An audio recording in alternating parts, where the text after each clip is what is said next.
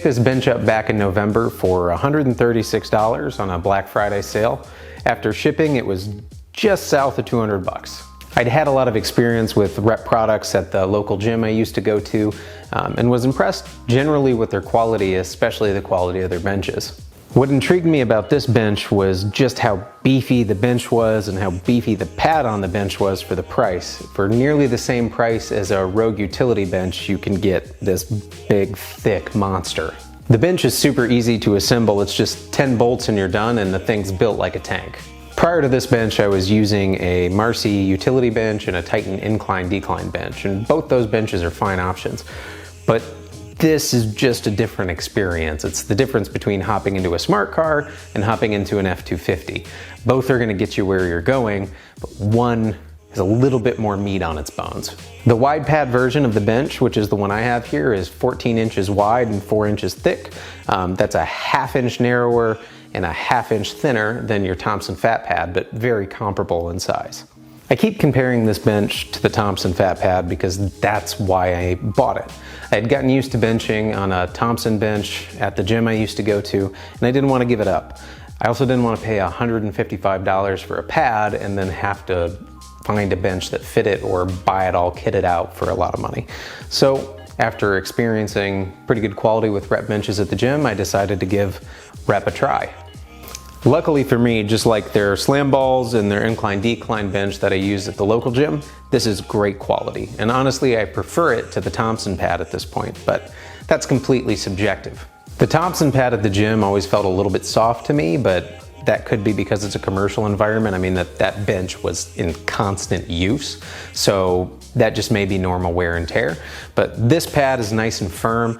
I really like the way it feels when I'm benching. The width of the bench is comfortable for heavy benching. It lets my shoulders move freely and I never feel like I'm sinking down into the pad.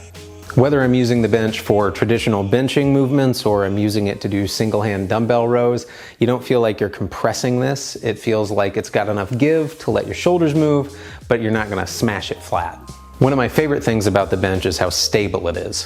One of the main reasons I wanted a bench is when I was using my Titan adjustable bench, anytime you had any kind of weight, you had a little bit of wobble in it, and when you're under a lot of weight, you do not want any wobble.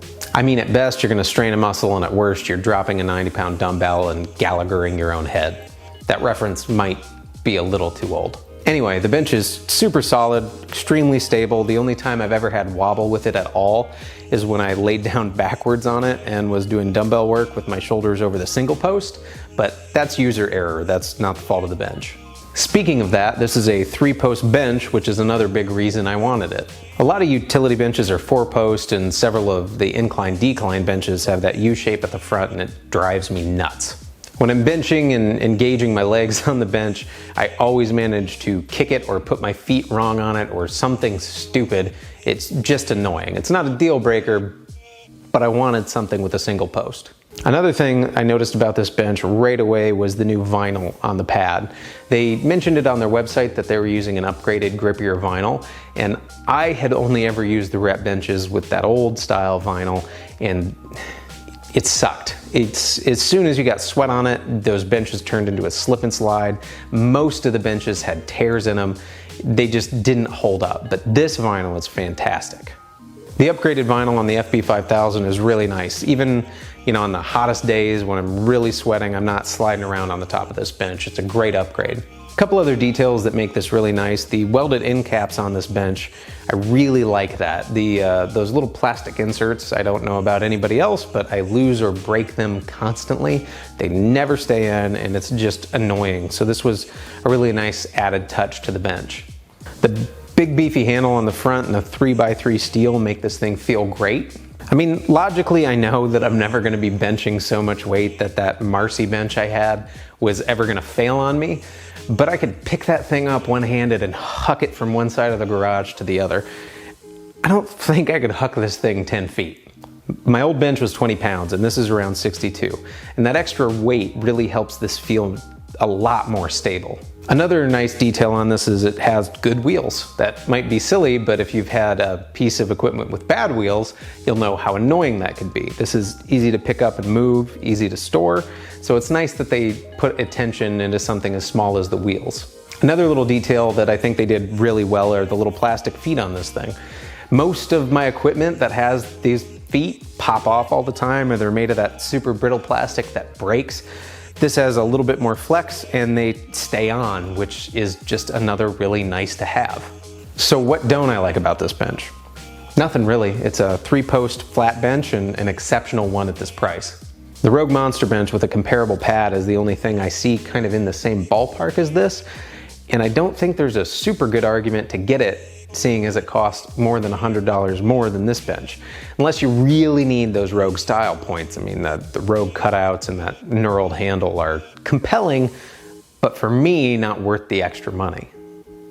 Honestly, I think the only thing that bothers me is I've owned this bench for about 8 months and there's already rust on it.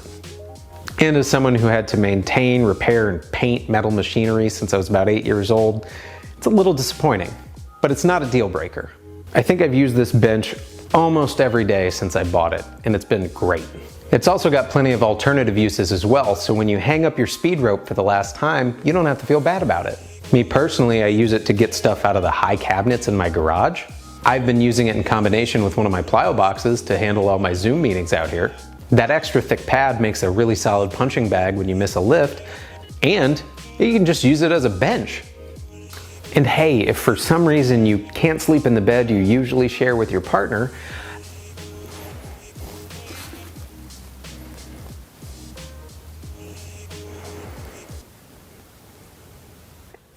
it makes a great place to sleep for a couple of nights while all of this blows over.